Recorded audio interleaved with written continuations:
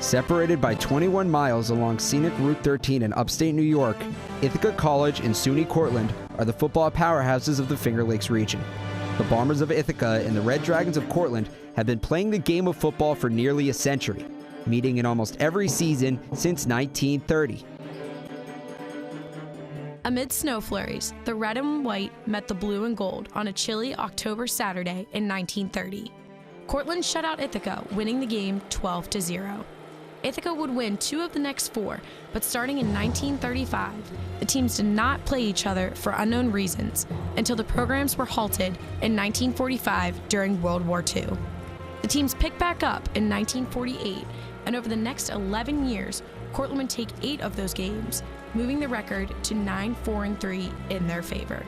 In 1959, the stakes would change forever. In 1959, with the rivalry already red hot, the matchup would reach a whole new level. While driving through nearby Homer, Cortland captain Tom Decker stopped at a yard sale and purchased a jug from a local farmer, intending to use it as a trophy during the annual game. Along with then Ithaca captain Dick Carmine, the two painted the jug the colors of the two schools, red, white, blue, and gold. And thus, Cortaca was born.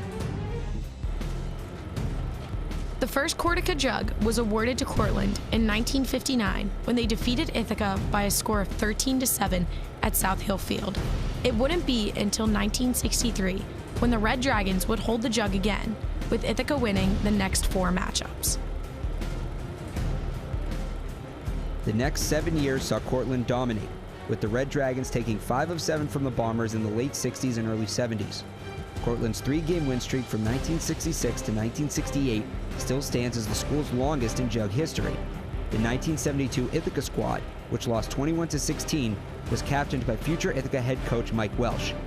It would mark the last Cortaca loss for the Bombers for 10 years.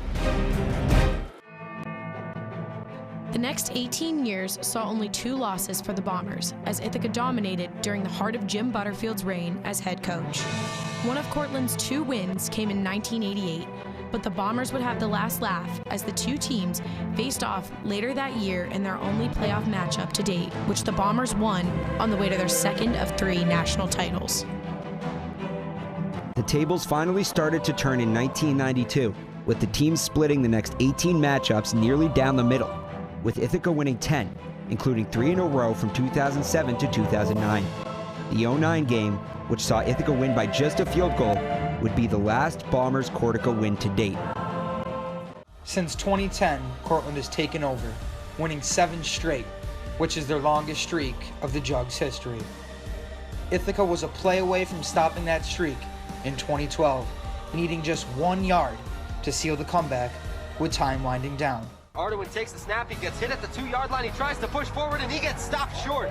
Clay Audra gets stopped at the 2-yard line, he tries to... In 2013, the Bombers found themselves ahead in the 4th quarter after a made field goal by Garrett Nicholson.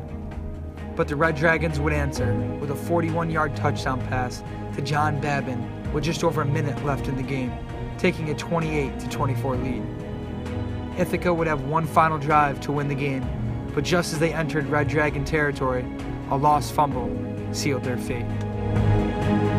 But what 2013 will really be remembered for are the off-the-field incidents that occurred in Cortland following their 4th straight win over Ithaca. On November 16th, 2013, 80 arrests were made in Cortland, including over 30 students, showing just how much this Division III football game can truly excite people. While 2013 will be infamously remembered for the off-the-field antics that occurred, 2014 was just the opposite. 2014 was the year Cortaca found its way onto the national stage after Cortland's game-winning muffed field goal touchdown pass as time expired. An interesting one, the 56th Cortaca Jug game here, Ithaca College and SUNY Cortland. A crazy finish. Watch this. 5 seconds. Oh, there's a snap. Now they got to run a play. End zone. Cortland's going to win the football game.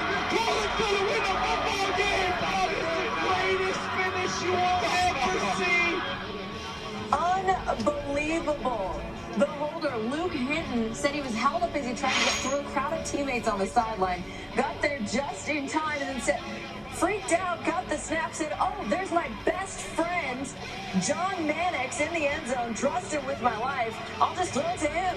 The Red Dragons of Cortland win it 23-20. An unbelievable finish. They're sitting there going, we just lost the game. Wait, no. No. Luke Hinton, the hero for Cortland. That looked like a designed play. That looked like a design, really we meant to do that, we got this. The head coach at Cortland saying, God bless him if that's really his story. It's going to go down in legend, I'll tell you that. And down in legend, that play will remain. In 2015, Ithaca had several chances to end their losing streak, but kept shooting themselves in the foot, failing to convert on several opportunities. After a late second quarter touchdown grab from Jake Smith, Cortland would have a 9-0 lead going into halftime.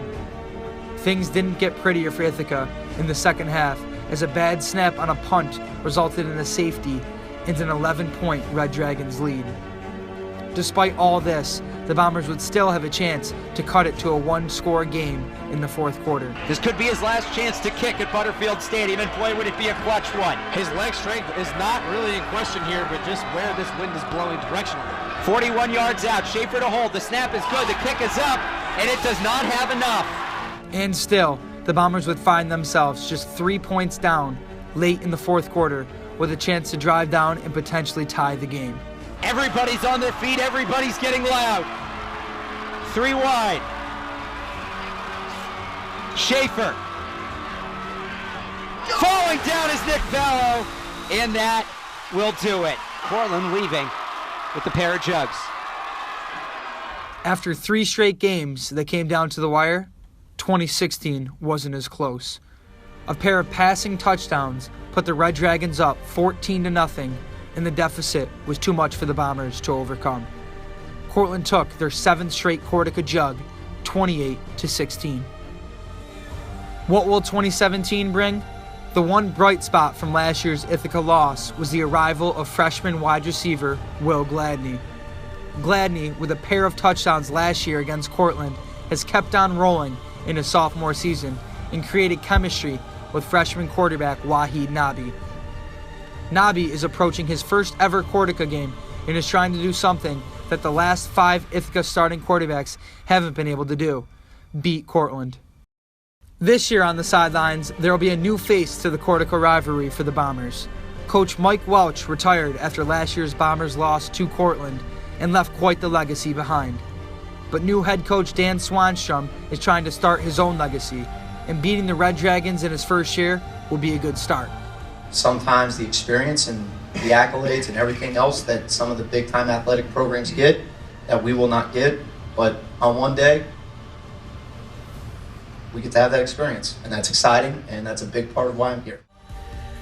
Will Swanstrom lead the Ithaca Bombers to their first Cortaca win in 8 years? Or will the Red Dragons once again defeat their upstate New York rivals and carry the Jugs the 21 miles back home to Cortland? Cortaca 2017 is on Bombers Live, starting right now.